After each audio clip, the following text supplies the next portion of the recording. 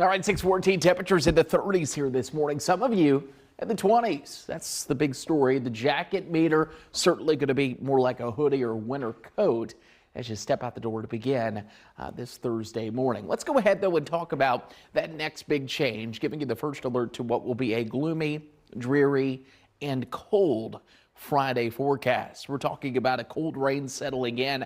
Backdoor cold front starts to work through, and that, with the developing low pressure system through the weekend, really leads to rain Friday and Saturday and possibly as long as Sunday in that forecast here. You'll notice our rain chances, we've increased both Friday and Saturday down to a 100% chance of rain Friday, 70% chance of showers on Saturday, then eventually a 40% chance of scattered off and on showers for the end of the weekend. Every single day through the weekend going to be cloudy, going to be chilly, and yes, at times, just a damp, soggy forecast. Tomorrow, it's a 100% chance of rain. Let's start there. You'll notice as we go throughout the morning hours, that widespread steady rain moves in just around showtime for us. So 5 a.m. tomorrow morning, and that lingers through the morning commute. The bus stops, certainly going to want to make sure the kids have the rain gear for their Friday. We'll even have showers around through Friday evening. Now, you'll notice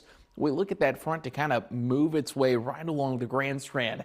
It doesn't mean that the widespread rain will be done, but I do think we get a break from the steady widespread rain Friday night and even into Saturday morning. I think we'll have some showers around, but watch what happens on Saturday. It's a completely opposite forecast. We'll start with scattered activity and a steady rain for the beaches, but then as we go throughout the late morning and the afternoon, that rain begins to increase. I think Saturday afternoon starts to turn to a more steady and widespread rain. Both the GFS and the Euro suggesting that as well. So models starting to come into some agreement.